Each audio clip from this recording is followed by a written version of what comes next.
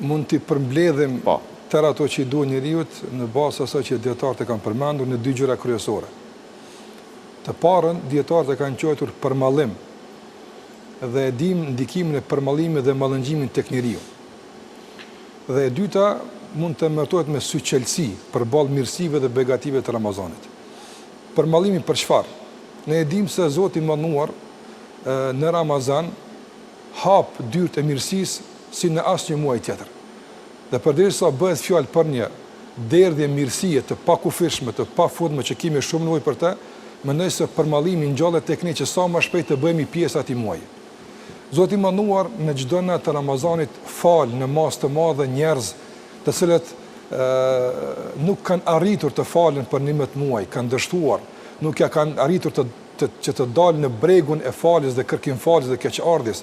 Dhe tashmë është një sezon që ka rrethana të mëdha lehtësuese për të arritur faljen.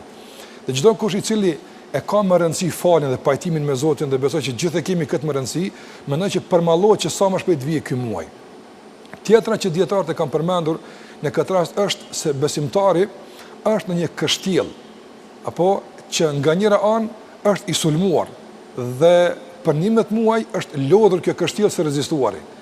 Dhe atij duhet ndihmë edhe për krahja.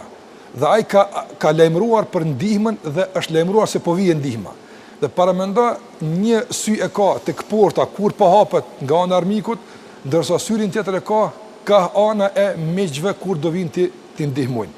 Andaj jemi të goditur nga shumë ndoshta lodhje, mëkate, lëshime, dorëzime gjatë 11 muajve dhe tashmë pothuajse jemi gjynzuar. Dhe Zoti po na lajmëron se po vije përkrahja, po vije freskia, po vije ndihma. Pra nuk ka ndonjë stërmundim të madh në këtë aspekt, varet se si i kjo është ndihma. Kjo është ndihmë, kjo është përkrahje për t'ia dalë. Andaj përmallimi i besimtarit për miqt që vinë dhe e shtojnë përkrahjen, mendoj që e shton motivimin. Dhe e dyta, syqelsia përballë begative të shumta. Paramendoj për shembull Muhamedi alayhis salam thot kush e agjeron një ditë në rrugë të Zotit, për hir të Zotit, largohet nga zjarri i xhenemit nga dënimi 70 vite.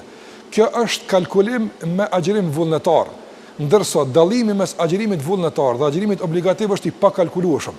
Prandaj ky 70 që bëhet tash i pakuptimt në ditën e agjerimit. Paramendon një largësi aq e madhe nga dënimi i Zotit, nga hidhrimi i atij dhe afrim kaq i madh me çfarë?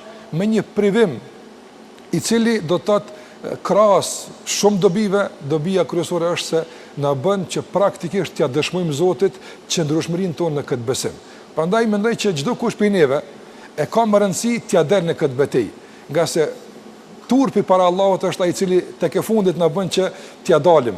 Apo mos i dorëzohemi ndoshta lukthit të zbrast ose etjes ose të dorëzohemi aspektit material dhe këtë ta bëjmë në llogaritë të gjynëzimit para shejtanit mallkuar, duke lënë anash besimin, duke lënë anash premtimin dhënë Zotit, madje edhe duke u zhveshur nga turpi para Allahut të mënduar. Bukur.